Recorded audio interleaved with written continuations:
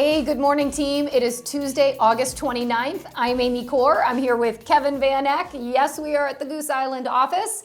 And we are excited for, I think this is the wrap-up of our Just One Thing. We were going through summer. This is the last Tuesday in August. Yes, pretty scary. So get ready for it. This Just One Thing, it's another good one. So grab that coffee, tea, iced coffee, power smoothie, I don't know, cup of water, whatever it may be, and let's jump into the next episode of Coffee with Amy and Kevin. Good morning, Amy. Good morning, everybody. Good morning. We're going to talk about a vendor audit.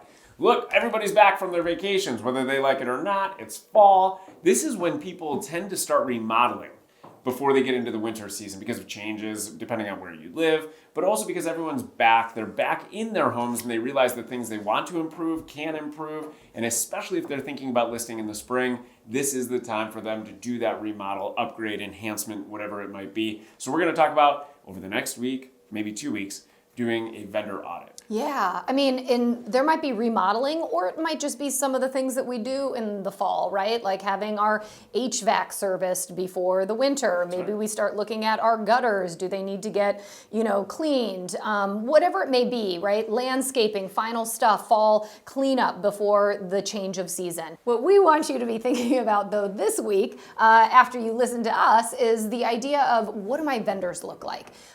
Because you want to be that resource for any of the people in your sphere of influence when they are thinking about doing something as it relates to their house. As I like to say often, remember, we aren't just part of the buy and sell, we're a part of everything in between that they do with their house, right? Yeah. So the reason why we want you to be thinking about your vendors right now is that you don't want to be thinking about them when you need them and then realize, A, people are too busy, they're out of business, their pricing changed, all of those different things that sometimes happen to us when we are referring people to our network. So what we want you to think about is going through your list of vendors and making sure that you reach out and ensure, hey, how are they doing? Are they too busy to take on new clients?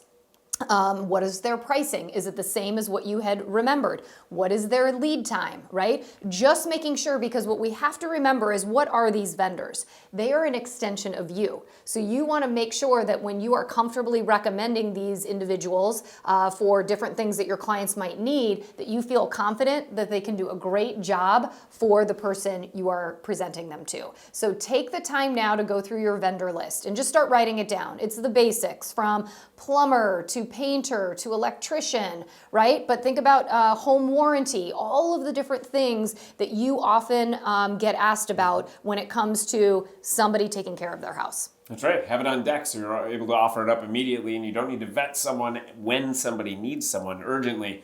And a cautionary tale, speaking of stories from last week, is that we have, I used a vendor recently that I used and recommended when I was an agent, when I was working with clients.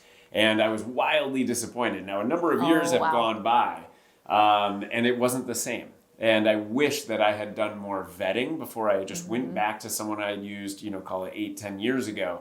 And I was disappointed. So in any case, this is a good reminder. It was a reminder for me in making sure to vet your vendors.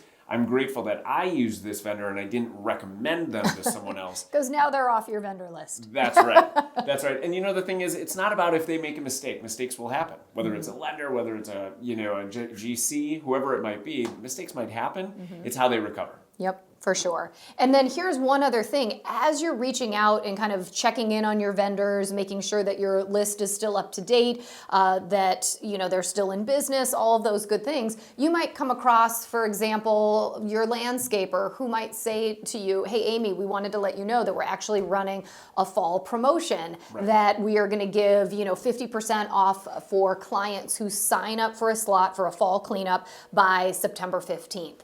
Maybe you get that kind of information, and what is that perfect for? That's perfect for you to reach out to your sphere of influence and say, hey, listen, the landscaper that I work with and recommend to a lot of my clients is giving a great fall deal, right? So take the opportunity or take advantage. So this might be a great way for you to have reason to then turn around and reach out to your sphere of influence once you connect with your vendor list. It's great. And on social media too. Yep. See a lot of neighborhood communities, or Is it Nextdoor? Yep. Where you have people asking for recommendations and whatnot. This gives you your black book right there to be able to provide a strong, confident recommendation. Yeah. And on the last note, I know I'm looking to get junk out of my house. So maybe it's one of the people that you have that gets junk out. Maybe the whole neighborhood can do a let's clear out the junk day, right? So talk with your vendors, find out who's ready to service your people.